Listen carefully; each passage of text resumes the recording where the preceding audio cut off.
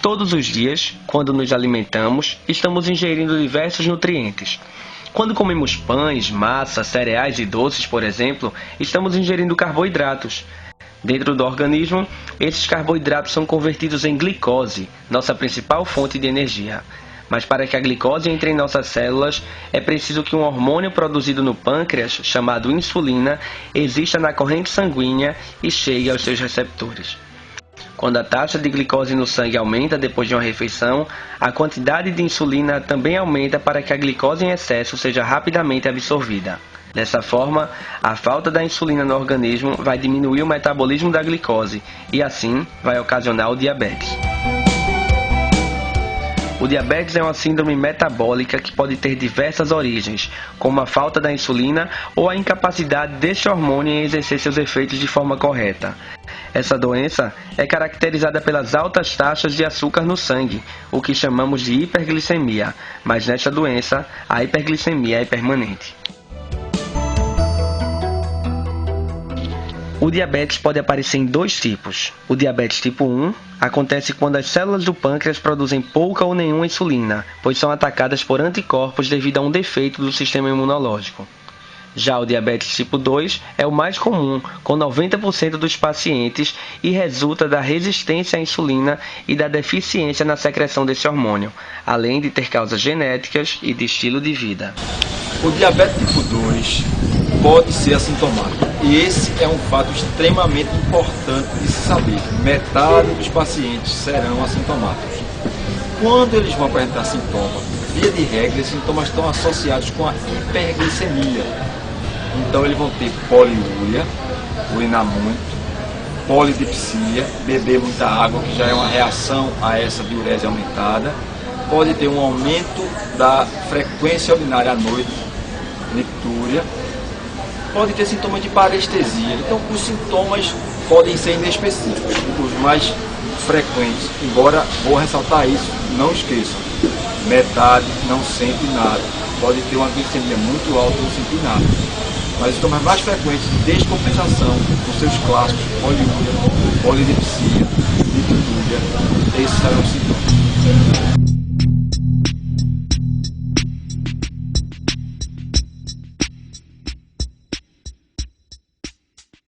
Normalmente, quando nos alimentamos, os carboidratos que ingerimos são transformados em glicose e seguem na corrente sanguínea, onde também estão presentes nossas células e gorduras. Com a taxa de glicose alta, a insulina é liberada e também segue na circulação. Então, glicose, gordura e insulina vão até as células do nosso corpo. Nossas células são as responsáveis pelo metabolismo dessas substâncias, mas para isso, elas precisam do auxílio de 4 proteínas diferentes: NPP1, IRS, GLUT4 e KPN10. As gorduras que estão próximas são decompostas pela KPN10, deixando o meio extracelular mais livre e assim permitindo a passagem de insulina. A insulina, por sua vez, entra na célula pela ENPP1 e no interior é fosforilada pela IRS. Logo depois, a insulina é levada para ativar GLUT4, a proteína responsável por permitir a entrada de glicose na célula. Dentro da célula, algumas glicoses se combinam formando o glicogênio e outras são convertidas em piruvato, que é metabolizado dentro das mitocôndrias, liberando energia. Porém, às vezes, mutações genéticas nos genes que codificam algumas dessas proteínas podem causar o diabetes tipo 2.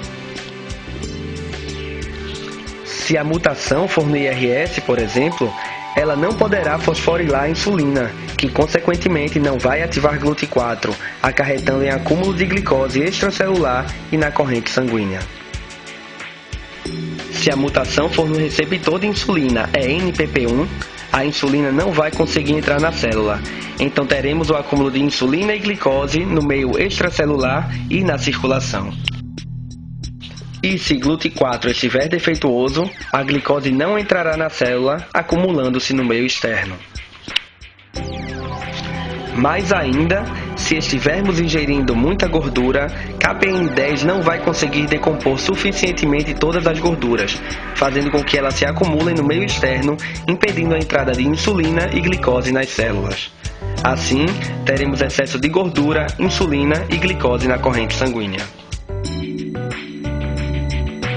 Segundo uma projeção internacional, com o aumento do sedentarismo, obesidade e envelhecimento da população, o número de diabéticos vai aumentar mundialmente em mais de 50% até 2025, o que significa que 380 milhões de pessoas estarão sofrendo desta doença crônica. Diabetes tipo 2 é uma doença, é um modelo clássico onde a gente encontra genética e ambiente. Então tem que ter genética.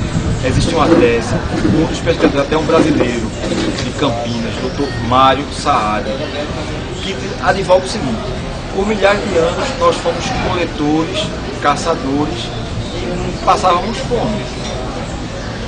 Há 100, 150 anos a gente começou a ter abundância de comida, mas geneticamente a gente foi selecionado para resistir à fome, para acumular. Quem acumulasse melhor sobreviveria mais. Então quando você pegou essa genética e jogou num ambiente obesogênico, dietas ricas em gordura saturada, rica em carboidratos simples, hipercalóricas, se comendo mais do que se precisa, pouca atividade física, sedentarismo é um dos fatores mais associados com doenças crônicas, hipertensão, diabetes, obesidade, e é impressionante porque não é valorizado. Quer fazer um pouco com você mesmo, seja bem sedentário. Mas voltando para o tema, então a gente junta genética com obesidade, sedentarismo, dietas ricas em gorduras, pobres em fibras, ricas em carboidratos simples, aí está feita, o ambiente está formado, o ambiente ideal para desenvolver diabetes tipo 2. E vai sendo essa progressiva. Depois que começa, a gente não tem mais como parar. Já pensando em prevenir, fica mais ou menos óbvio. Como toda essa coisa, se tem a ver com o ambiente, a gente tem que tratar, abre aspas, o ambiente. Então faça mais atividade física.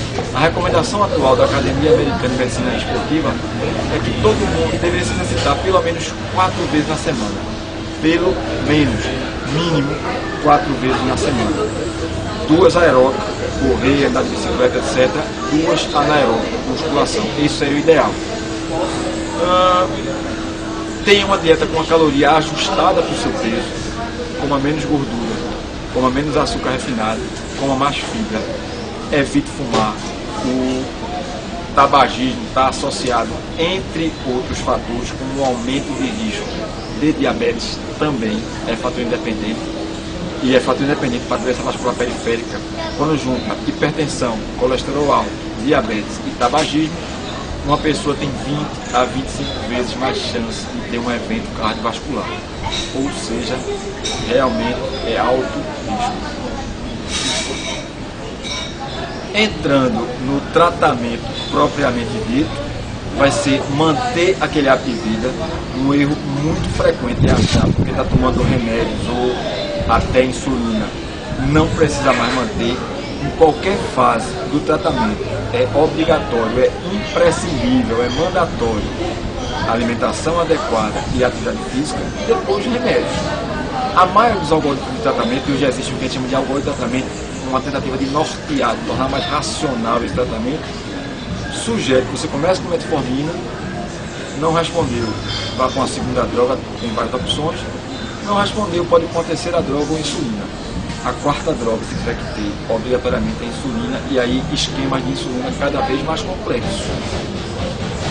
A cirurgia bariátrica em pacientes que são obesos, obesidade grau 2 ou 3, também é muito eficaz. A gente não pode falar em cura, mas pelo menos 1/3 dos casos de remissão equivaleria, digamos assim, a uma cura, embora a gente não pode falar de cura, porque depois de algum tempo, alguns desses pacientes voltam a apresentar diabetes, então não curou, mas houve remissão da doença e melhora muito.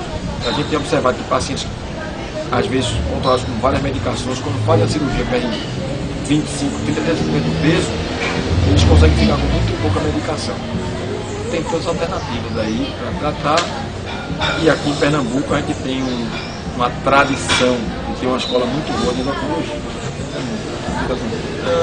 É importante ressaltar que diabetes cursa com várias complicações crônicas.